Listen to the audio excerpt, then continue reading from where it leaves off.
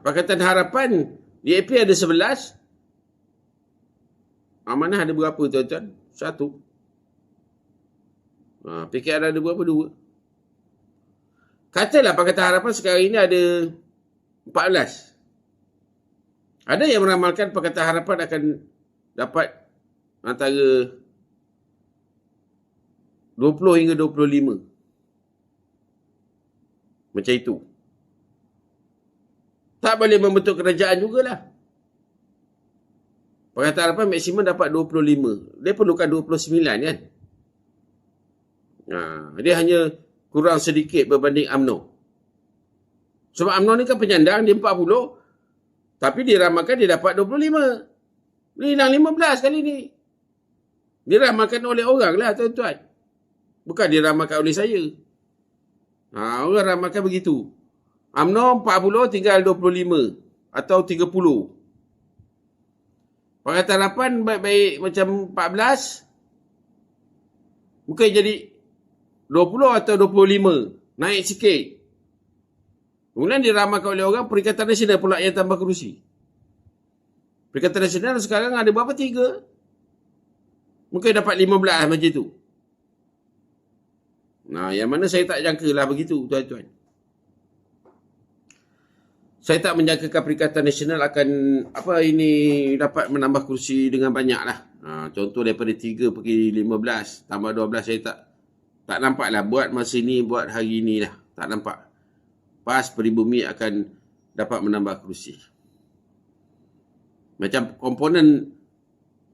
komponen PN MIPP dah tengah-tengah cakap dia akan bertanding berapa? 4 kerusi atau 6 kerusi di Johor. Tapi saya pun tak jangka MIPP akan dapat sambutan. Kalau dia bertanding 4 pun dia akan kalah semua. Kalau dia bertanding 6 pun dia akan kalah semua. Itu apa yang saya nampak lah tuan-tuan.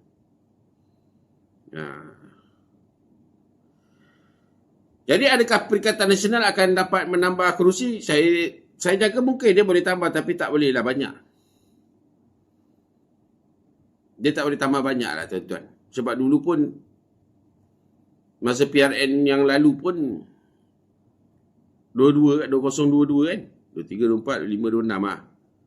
Pilihan Raya Negeri 2022 dulu pun kan Peribumi dengan PAS kan dalam kerajaan persekutuan. Nama Ismail Sabri Yaakob. PAS kerajaan, PAS menteri, Peribumi kerajaan, Peribumi menteri. 2022, itu pun dia dapat kerusi tu, tengoklah berapa aja. Tambah-tambah pula dalam keadaan dia pembangkang. Lagi susah lah dia nak dapat. Lagi bajet pun tak ada. Lagi jentera pun tak ada. Kalau dulu boleh lah tumpang-tumpang jentera kerajaan, pakai kereta kerajaan, pakai apa kerajaan. Ini nak pakai kerajaan apa? Dia dah bukan kerajaan persekutuan. Dia nak agak dari Terengganu je lah, jentera dari Terengganu. Kedah, Kelantan, Perlis. Macam Perlis pun bukan PAS lagi menteri besar. Jadi nampak banyak sangat disadvantage lah bagi Perikatan Nasional pada kali ini berbanding 2022. Tetapi disebabkan ini pencapaian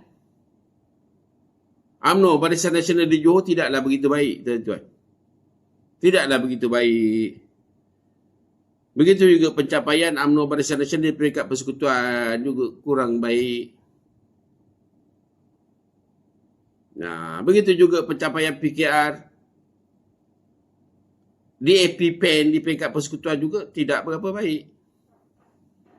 Jadi mungkinlah dengan sebab pencapaian parti-parti itu kurang baik boleh membuka peluanglah kepada Perikatan Nasional.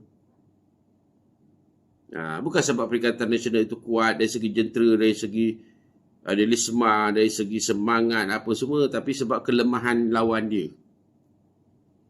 Sebab kelemahan lawan dia tuan-tuan.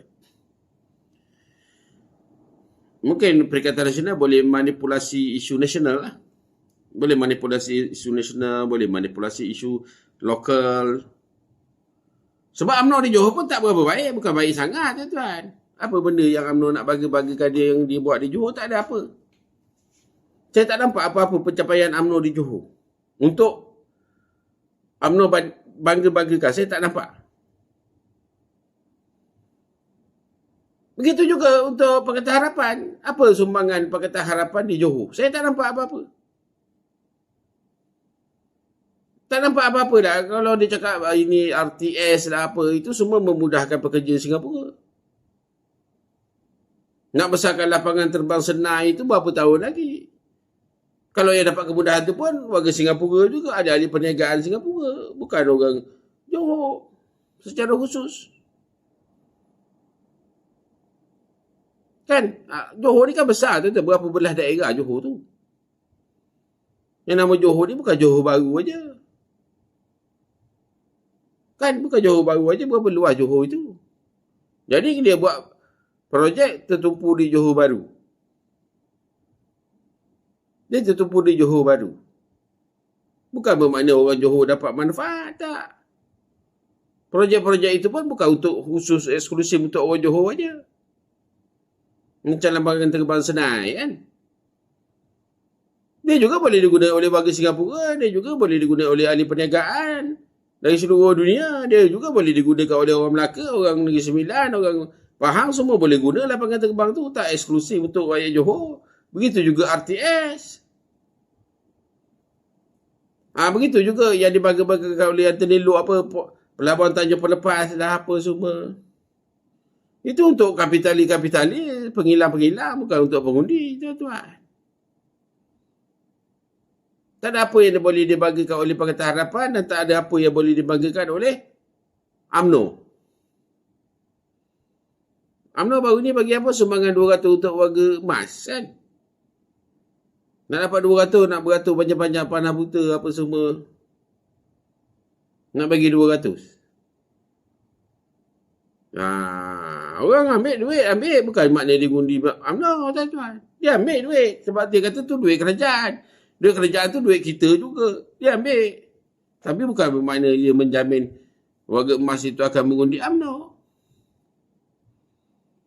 Kan? Kalau nak kira sumbangan, Pakatan Harapan bagi cash lagi banyak. Kan? Sumbangan tunai rahmah lah, budi bandani lah, apalah. Lagi banyak, tak payah beratur pun. Kan? Tak payah beratur. Pergi aja kedai Speed Mart tu, bawa kat bendalan, dah dapat barang. Pergi je tekan ATM card tu, dah dapat duit. Tak payah nak beratur-beratur panjang-panjang panas buta. Dah berapa puluh tahun wujudnya kerajaan negeri Johor tu. Kan? Bulan 6 nak mengundi, bulan 5 bagi 200. Habis tahun lepas ada bagi, tak ada. Tahun dulu ada bagi, tak ada. Tahun dulu ada bagi, tak ada. Tak ada. Tahun ni aja bagi. Sebab apa? Sebab nak mengundi. Hujung bulan 5 bagi, bulan 6 berkempen, awal bulan 7 mengundi. Nampak sangatlah UMNO ni dia main politik terdesak. Dia main politik terdesak lah tuan-tuan UMNO ni. Lepas tu kalau nak bagi secara konsisten tiap-tiap tahun bagi macam tu. Jadi barulah rakyat berfikir UMNO ni tak ada pilihan raya pun bagi. Ini tidak. Bila tak ada pilihan raya tak bagi. Sepanjang-panjang masa ni sejak mereka tak pernah bagi. Bila bagi-bagi 200, kena beratur panjang-panjang tengah panah buta. Dapat RM200. Kan? Duit pun habis, besok nak kena pergi mengundi. Hari mengundi dah sampai. Ini terdesak sangatlah politik UMNO ini, tuan-tuan. Ini politik UMNO adalah politik terdesak. Politik orang-orang yang desperate. Itulah dia. Jadi nak kata peribumi cemerlang sangat kat Johor semasa dia memerintah pun tak cemerlang mana pun, tuan-tuan. Osman Sapian masa dia jadi Menteri Besar Johor, apa dia naikkan cukai?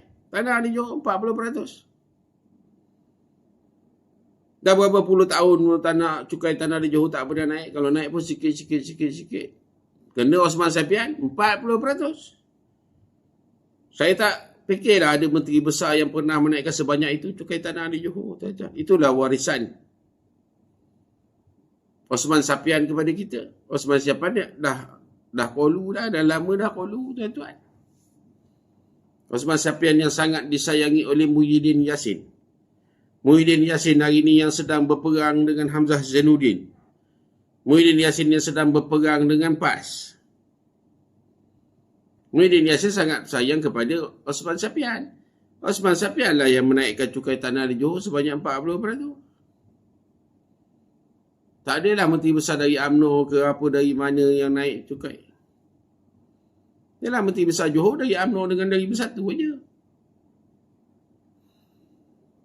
Syahrudin Jamal, saya tak nampak apa pun jasa dia di Johor. Dia jadi menteri besar pun tak lama. Dia menteri besar Johor yang paling singkat dalam sejarah. Saya tak nampak apa-apa jasa dia pun. Nah, mungkin jasa dia dekat Don dia je lah. Dulu Don Bukit Serampang kan. Sekarang dah jadi Don Bukit Kepong. Itu aja lah. Dekat Don Bukit Serampang je lah kalau dia nak berjasa pun. Untuk rakyat Johor tak nampak apa jasa Syahrudin Jamal. Untuk rakyat Johor tak nampak apa jasa Osman Sapian kecuali menaikkan cukai tanah. Tuan-tuan tengok. Semua parti ni ada disadvantage yang tertentu. Bersatu yang memerintah sekejap, tak ada advantage apa-apa yang boleh dikenang. UMNO yang memerintah lama di Johor, tak ada apa-apa bermanfaat untuk rakyat Johor secara spesifik, secara khusus. Tuan-tuan. Macam PKR belum jadi menteri besar Johor, DAP belum pernah jadi, Amanah belum pernah jadi, PAS belum pernah jadi, bersama lagi belum, tuan-tuan kan. Jadi mungkinlah macam Amanah dia berangan nak jadi menteri besar Johor tu sebenarnya, tuan-tuan. Memang saya rasa DAP pun menunjukkan Amanah sebagai menteri besar. Sebab itulah pengurusi Pakatan Harapan Johor Aminul Huda. Saya jangka ini anak Aminul Huda yang akan bergegia ni. Tuan-tuan, saya tak rasa Aminul Huda akan masuk bertanding kursi Don. Tapi saya sangat yakin anak Aminul Huda yang akan bertanding. Kalau Pakatan Harapan dapat banyak kursi, saya rasa mungkin anak Aminul Huda yang akan jadi menteri besar Johor.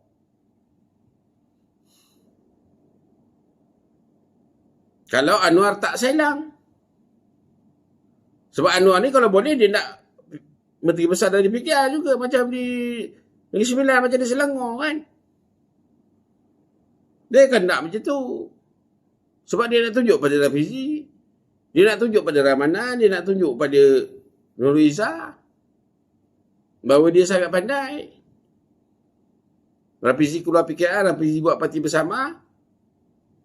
Menteri besar Johor dari PKR. Tak ada Rafizi pun PKR boleh jadi menteri besar Johor kan.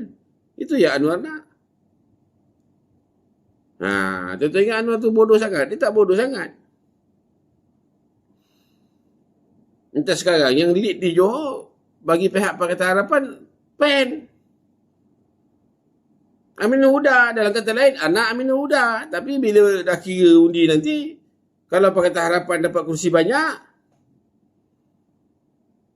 Anwar Sailang anak Aminul Huda. Anwar tunjukkan menteri besar dari PKR. Jadi dia bertikam sama dia juga tu. PKR dengan PEN tengah bertikam juga tu, tuan-tuan. Macam DAP lah. DAP dia memang pro PEN. DAP macam mana pun dia akan menangkan PEN, tuan-tuan. Yang berbanding PKR. Cuma kalau undi PKR lebih daripada PEN kan, Anwar boleh fight lah. Macam DAP dia nak undi lebih-lebih sangat pun susah juga. Dia dah ada 11. Mungkin dia boleh tambah lagi 3-4 jadi 15. Kalau PKR ada dapat 12 ke kan, Anwar dah boleh fight. Dah boleh challenge tu, tuan-tuan. Kalau PKR dapat 3, PEN dapat 10 kan. Itu tak boleh kata apa. Memang anak Amin Udah lah Menteri Besar Johor. Takkan DAP pula jadi Menteri Besar Johor. Yang Adun Sukudai itu pun dah bunuh diri. Diana tu apa nama tu tuan-tuan. DAP nampak kecewa jugalah sebab saya jaga DAP target-target Diana tu Menteri Besar Johor tuan-tuan. Kan saya dah cakap dengan tuan-tuan, DAP tu sebenarnya dia sasarkan Johor, dia bukan sasarkan Melaka. Dia bukan sasarkan Negeri Sembilan sangat. Apatah lagi Perlis lagi DAP tak sasarkan, tak ada faedah pun untuk DAP. Kalau yang Negeri Sembilan tu ada faedah jugalah DAP sebab Negeri Sembilan tu dekat dengan Putrajaya, dekat dengan Kuala Lumpur kan. Tapi yang paling penting, yang terpaling penting kepada DAP ini adalah Johor. Sebab Johor itu yang sebelah Singapura. Sebab DAP ni dia nak jadi esko perumahan kerajaan tempatan Johor. Itu yang paling mustahak. Kalau cantik-cantik DAP nak jadi menteri besar. Contohnya Diana tu lah. Tapi kalau tak dapat menteri besar pun, DAP nak jadi esko perumahan kerajaan tempatan.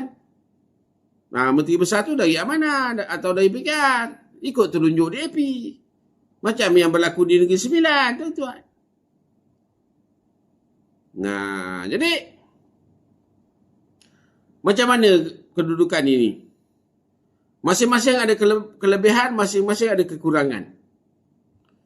Saya tak nampak satu parti pun yang ada kelebihan tanpa kekurangan. Semua parti ada kelebihan dan semua parti ada kekurangan. Kelebihan dia bukan sebab kelebihan dia tu sebab dia cemerlang. Bukan kelebihan tu sebab dia jentera dia mantap. Tak, tuan-tuan. Kelebihan mereka itu semua sebab lawan mereka lemah. Lawan mereka itu lemah. Lawan mereka itu lebih lemah. Lawan mereka itu mempunyai rekod yang lebih buruk daripada mereka. Jadi memberi kelebihan kepada pihak yang lagi satu. Bukan pula